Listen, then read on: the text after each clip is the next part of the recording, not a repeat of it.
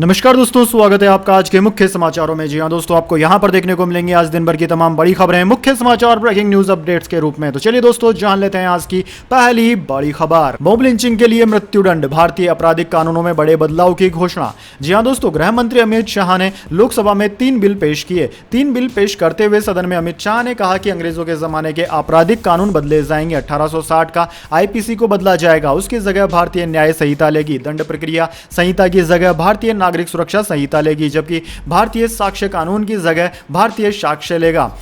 सशस्त्र विद्रोह, देश को तोड़ना और अलगाववादी गतिविधियों में शामिल होना, भारत की एकता अखंडता को खतरा पहुंचाना जैसा अपराध जोड़ा गया है। लोकसभा में गृह मंत्री ने बोलते हुए कहा कि देशद्रोह कानून खत्म किया जाएगा और उसकी जगह सेक्शन 150 लेगा, जिसमें देश की संप्रभुता, एकता और अखंडता को खतरे में डालने वाले अपराधों को शामिल किया गया है। इसके बाद जो अहम बदलाव होंगे वो मॉब लिंचिंग के लिए है। अब नया कानून केंद्र मॉब लिंचिंग के मामलों में मौत की सजा का प्रावधान भी करेगी। वहीं नाबालिग से दुष्कर्म पर मौत की सजा का प्रावधान है। पहली बार छोटे अपराधों के लिए सामुदायिक सेवा के दंड का भी प्रावधान किया गया है। अंग्रेजों ने अपने शासन को बचाने के लिए राजद्रोह का कानून बनाया था। इस सरकार ने निर्णय लिया है कि हम राजद्रोह को पूरी तरह से निरस्त कर रहे हैं। यहाँ लोकतंत्र है, सबको बोलने का अधिकार है।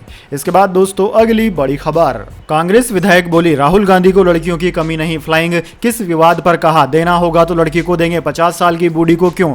जी हां दोस्तों, बिहार की कांग्रेस विधायक नीतू सिंह ने कहा है कि राहुल गांधी को लड़कियों की कमी नहीं है। अगर उन्हें फ्लाइंग किस देना ही होगा तो किसी लड़की को देंगे, ये 50 साल की बूढ़ी को क्यों देंगे। नीतू सिंह ने राहुल गांधी के फ्लाइंग किस वाले विवाद पर यह बात कही। नवादा के हिसुआ से कांग्रेस विधायक ने इस पूरे मामले को साजिश बताया। दरअसल दोस्तों, 9 अगस्त को लोकसभा में राहुल गांधी ने अविश्वास प्रस्ताव पर अपनी बात रखी थी। इस दौरान भाजपा ने उन पर फ्लाइंग किस देने का आरोप लगाया। सांसद स्मृति ईरानी ने उन पर निशाना साधा। कांग्रेस विधायक ने यह भी कहा कि मैंने पूरा वीडियो देखा है, इसमें कुछ भी फ्लाइंग किस जैसा नहीं है। वह सामने आसन की तरफ खड़े होकर बोल रहे थे। राहुल पर लगाया गया आरोप पूरी तरह निराधार है। इंडिया गठबंधन इतना मजबूत है कि 2024 में बीजेपी को पूरी तरह समझ में आ जाएगा। महागठबंधन ने चट्टानी एकता के साथ इंडिया महागठबंधन को बिहार में मजबूती दी है।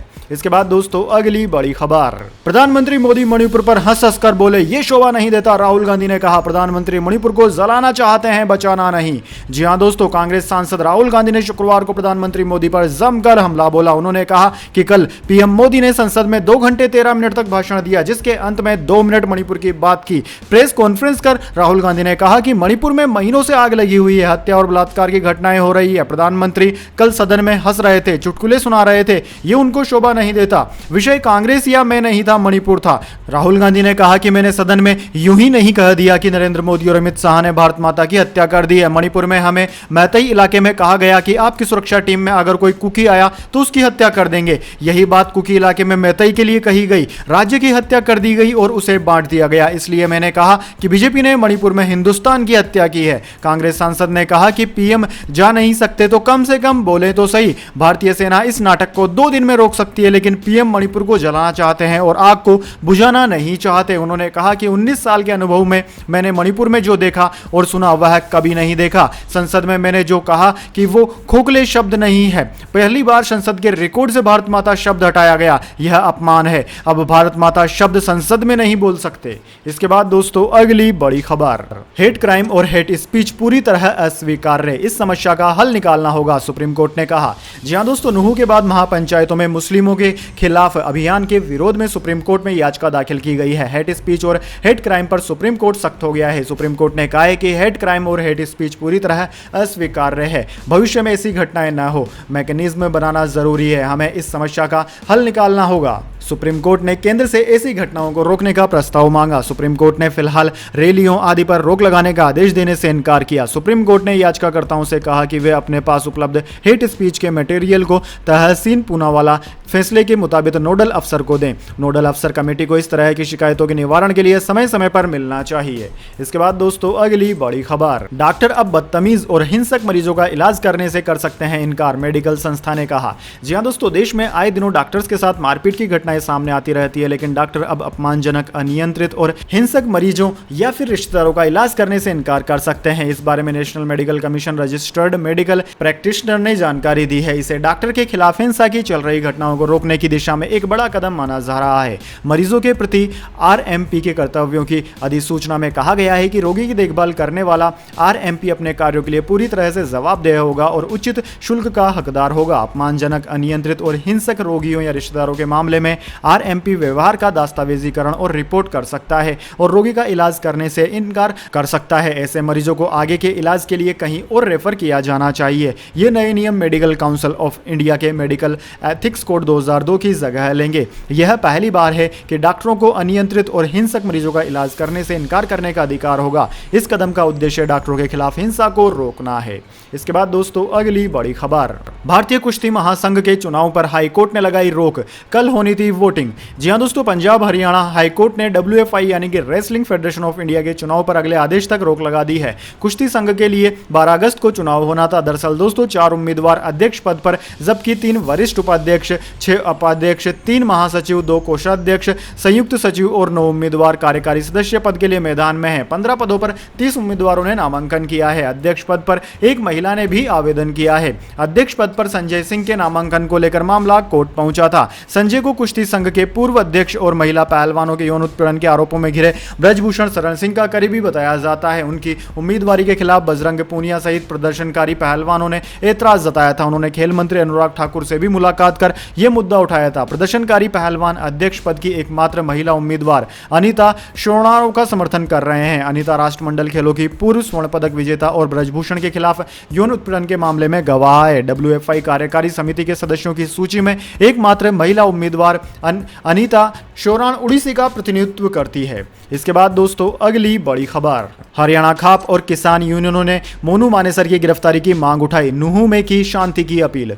जी हां दोस्तों, हरियाणा के नूहू में सांप्रदायिक झड़पों के कुछ दिनों बाद कई किसान संघों और खाप पंचायतों ने शांति की अपील की है और गोरक्षक मोनू मानेसर की गिरफ्तारी की मांग की। 31 जुलाई को मुस्लिम बहुल नूहू में हुई झड़पों में 6 लोग मारे गए थे जब विश्व हिंदू परिषद VHP के जुलूस पर भीड़ ने हमला किया था। मृतकों में 2 होमगार्ड, 1 मौलवी शामिल है। मानेसर बजरंग दल के एक नेता इस साल की शुरुआत में 2 मुस्लिम व्यक्तियों की हत्या में कथित भूमिका के लिए वांछित है। अफवाहें थी कि मोनू मानेसर नूहू में धार्मिक जुलूस में शामिल होगा, जिससे कथित तौर पर शहर में सांप्रदायिक झड़पें भड़क उठी और जो बाद में गुरुग्राम और अन्य इलाकों तक फैल गई। झड़पों के सिलसिले में अब तक 113 FIR दर्ज की गई है और 305 लोगों को गिरफ्तार किया गया है। पुलिस 106 लोगों को हिरासत में लेकर पूछताछ कर रही है। बुधवार को हरियाणा के खापों, किसान संघों और धार्मिक नेताओं की एक बड़ी सभा ने हिंसा की निंदा करने के लिए हिसार में एक महापंचायत आयोजित की और क्षेत्र में शांति और सद्भाव के लिए कई प्रस्ताव पारित किए। भारतीय किसान मजदूर संघ द्वारा आयोजित इस महापंचायत में हिंदू, मुस्लिम और सिखों ने भाग लिया।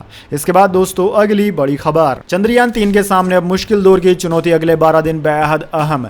जी हां दोस्तों, चंद्रयान 3 के लिए अब कठिन और जटिल फेज की शुरुआत हो चुकी है। अगले कुछ दिनों बाद भारत का चंद्रयान 3 मिशन कठिन चरण में प्रवेश करने जा रहा है। अगले 12 दिन इस मिशन की कामयाबी के अहम है। इस चरण पर काम करने और बिगड़ने के लिहाज से महत्वपूर्ण है। चंद्रमा की कक्षा में दाखिल हो चुका चंद्रयान 14 अगस्त को चांद की सतह से अपनी दूरी को और घटाएगा। इस समय चंद्रयान 3 चंद्रमा की कक्षा में 174 गुणा 1437 किलोमीटर के दायरे में है। 3 अगस्त को चंद्रमा की सतह से चंद्रयान 3 की अधिकतम दूरी को 4313 किमी से घटाकर 1437 किमी किया गया था। अगले 6 दिन में यानी कि 17 अगस्त तक इसे 100 किलोमीटर गुणा 100 किलोमीटर की कक्षा में स्थापित किया जाना है। 17 अगस्त ही वो दिन होगा जब मौजूदा प्रोपल्सन मॉडल से चंद्रयान 3 का विक्रम लैंडर अलग होगा। इसके बाद दोस्तों अगली बड़ी खबर, अधीर रंजन चौधरी के निलंबन पर इंडिया गठबंधन का मार्च, लोकसभा से विपक्ष का वॉकआउट, राज्यसभा से राघव चड्ढा सस्पेंड, संजय सिंह का निलंबन बढ़ाया गया। जी हां दोस्तों, मानसून सत्र के आखिरी दिन शुक्रवार को संसद में लोकसभा में नेता प्रतिपक्ष अधीर रंजन चौधरी का सस्पेंशन खत्म हो गया। इसके विरोध में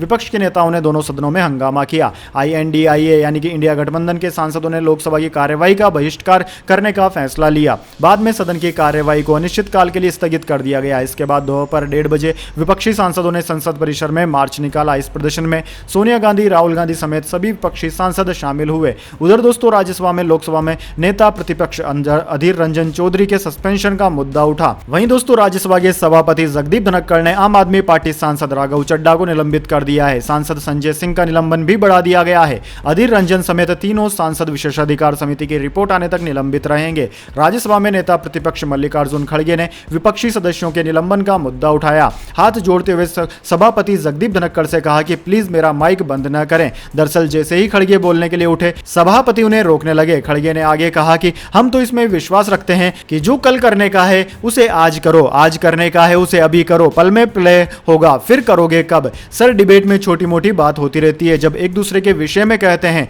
अगर वह अनपार्लियामेंट्री है, किसी को दुखी करता है तो उसे आप कह सकते हैं कि ये अनपार्लियामेंट्री है, ये ठीक नहीं है। लेकिन वहां हमारे अधीर रंजन चौधरी साहब को निलंबित कर दिया गया। वो बेहद हल्का मामला था, उन्होंने इतना ही बोला, नीरव मोदी, नीरव मतलब शांत, साइलेंट, वो नीरव मोदी बोले, इसलिए आप उसे सस्पेंड करते हैं।